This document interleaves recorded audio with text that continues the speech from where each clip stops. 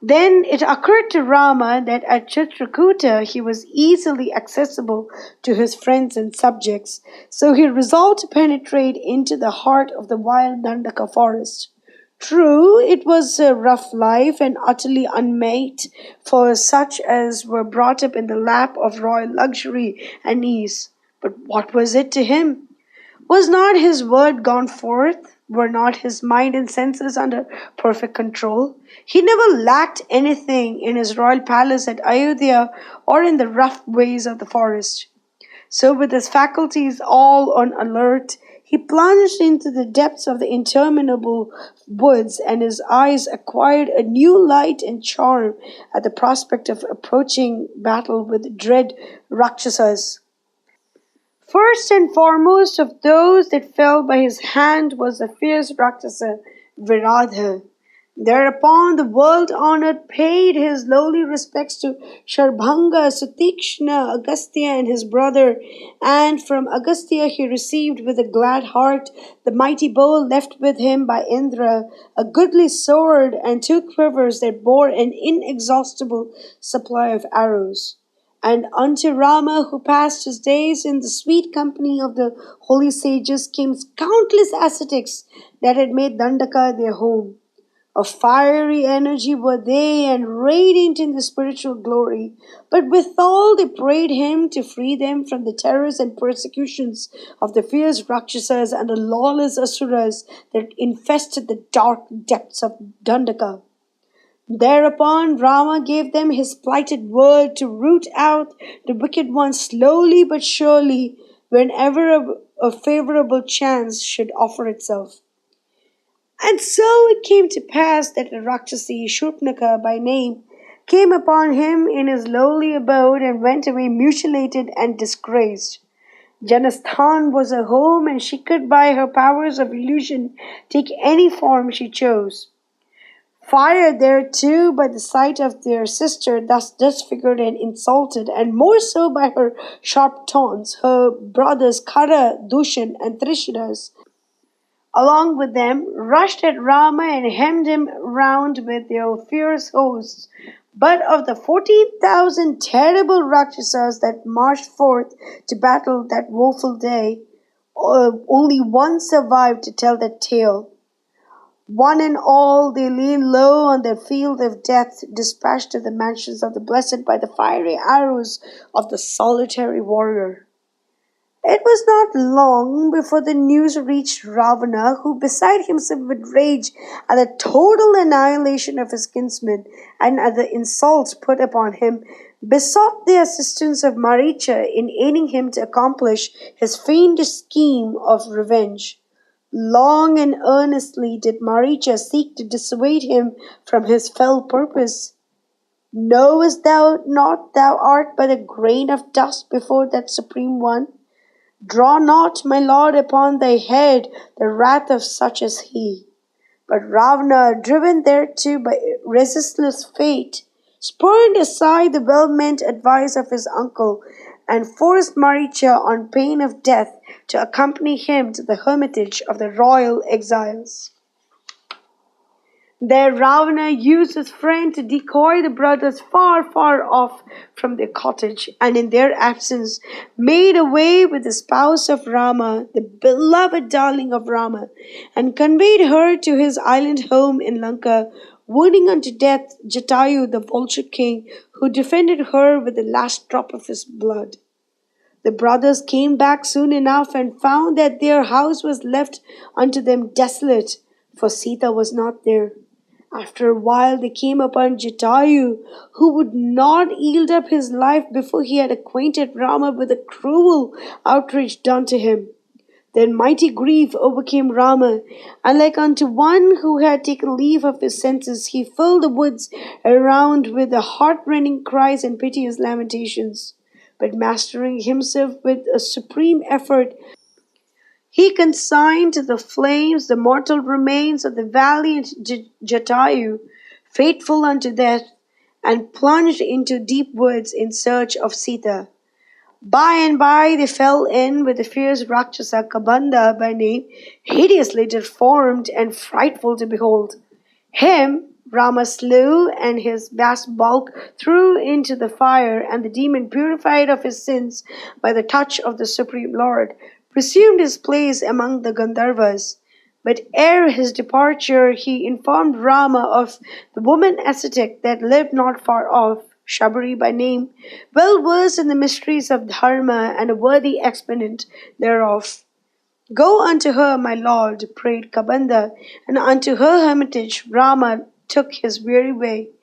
He had come down on earth to destroy the evil forces that barred the path of his devotees to his feet, and radiant looked he in the pride of his youth and might.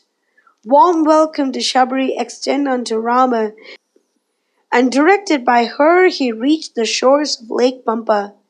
There he fell in with Hanuman, a monkey, who introduced him to his master Sugriva. And Rama related unto him all his griefs and all his misfortunes, whereat Sugriva's heart was glad in that heaven sent him a companion in misery, whose valor and prowess seemed irresistible.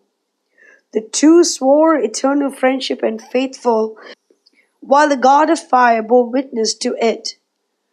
How did this come about? Asked Rama of his newly made friend. The blood feud between you and your brother. And Sugriva acquainted him with the sad story. Now will I slay that brother of thine, even Vali, cried out Rama, and he swore it by a mighty oath.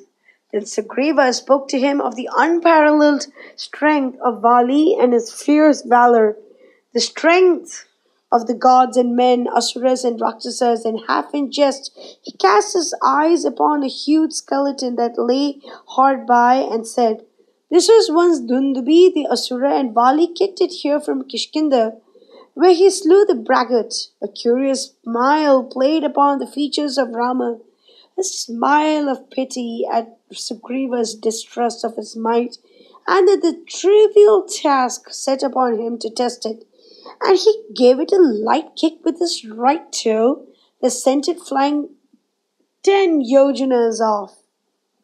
Then, to make his assurance doubly sure, he loosened a shaft from his bow that cleft 7 towering salt trees, pierced through a mountain nearby, and stayed not its course until it ran through the 7 nether regions beneath the earth and came back to its master. Sugriva doubted no more. His eyes were opened and his spirits rose, and with a light heart and a joyful mien, he took his way to Kishkinda cave, and the princess along with him. Stationing himself before it, he gave forth from his broad and tawny chest a leonine roar that shook the hills around. Thereat, Vali rushed out in mad fury, but was stayed by his wife Tara, whose fears he managed to allay. And in the fierce battle that ensued, Rama's arrows cleft his mighty heart in twain. Thus did Rama fulfill his promise to Sugriva and seat the weary exile on his brother's throne. In hot haste did Sugriva send for all monkeys under the sun and for their chiefs, and dispatched them to north, south, east, and west directions in search of Mother Sita. Of those that proceeded south was Hanuman, the pride and glory of his race. He heard from Sampati, the vulture, that Sita was in Lanka, held there in durance vile by the infamous Ravana, and with a tremendous leap he vaulted sheer over 100 yojanas of roaring waters that lay between.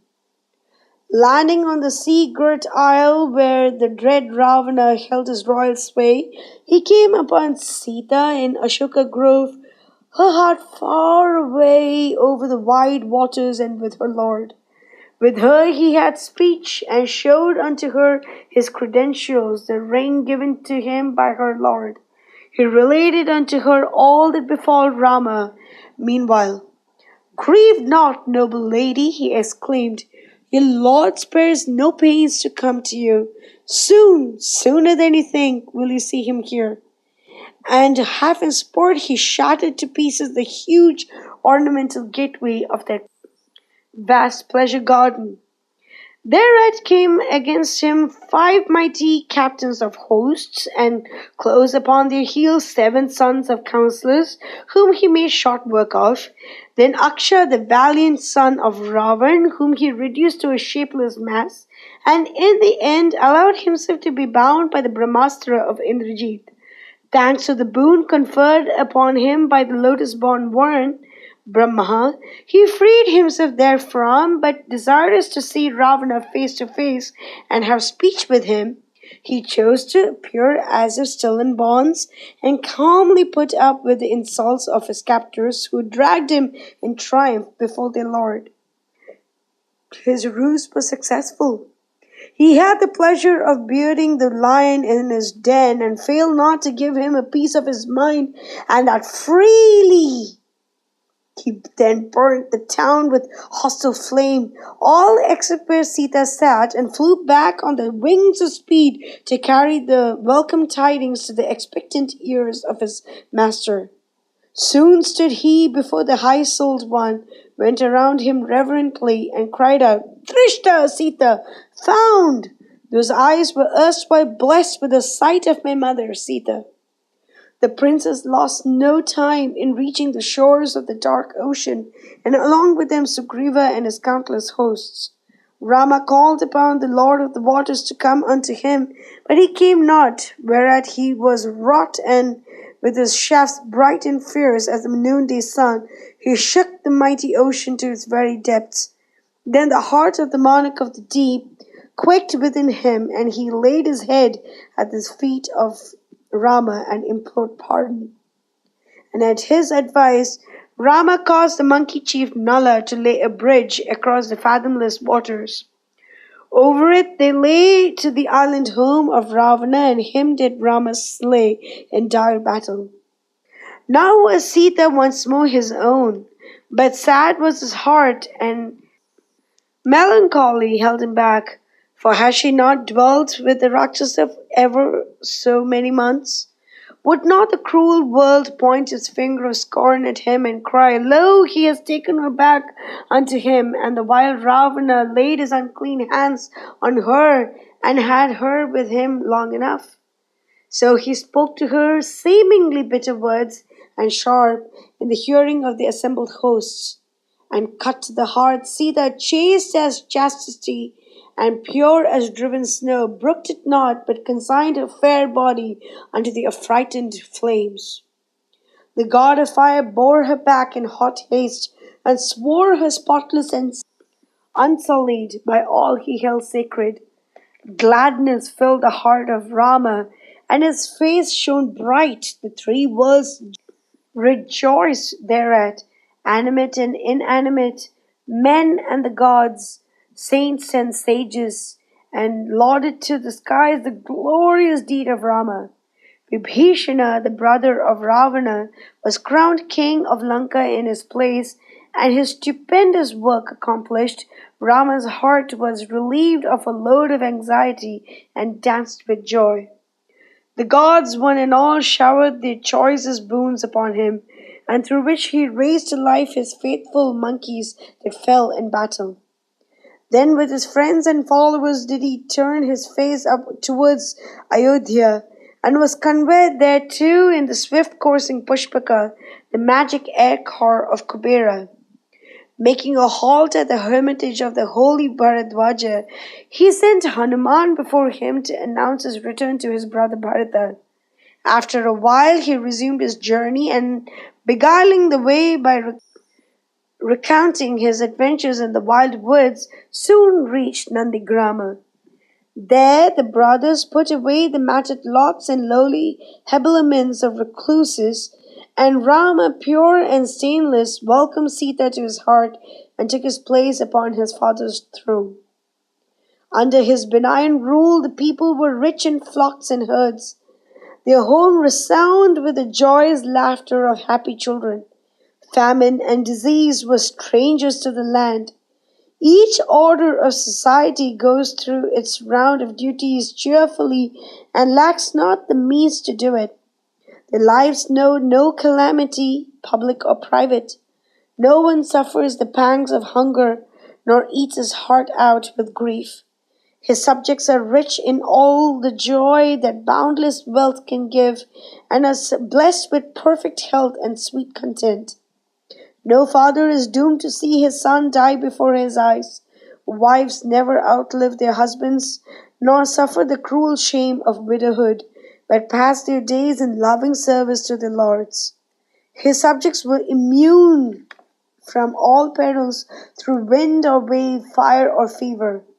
Thieves and robbers, hungers and want, are things unknown during the rule of Rama.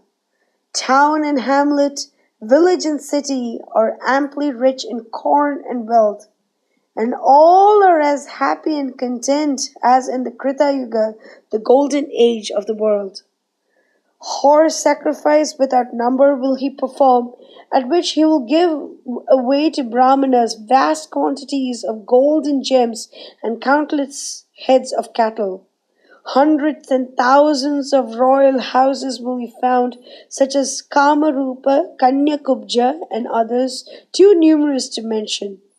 He will see that the four orders of society are secure in their rights and privileges and discharge their duties to the very best. The years of Rama's reign on earth are 10,000 and hundreds 10. That is 11,000. And then in the fullness of time will he go back to his seat in the highest of all planets. This record of Rama's life purifies the hearts of men, destroys their sins, and confers supreme merit. Hence the wise hold it in equal reverence with the Vedas, and he who reads it with a devout heart is freed from sin of every kind. A long and happy life is his portion in the world of men, and when he goes away from it, he is a welcome guest in the highest of the planets and is held in great honor amongst them, his kith and kin.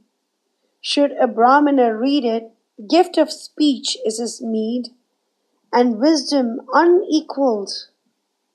Should one of the warrior race read it, the wide earth and all it contains owns his sway. Should a Vaishya read it, merchant princes pay homage to him. Nay, should a Shudra happen to hear it, he shall win honor and glory amongst his kind. Mangalam Koshalendraya Mahaniya Gunabde Chakravarti Dhanurjaya Sarvabhaumaya Mangalam.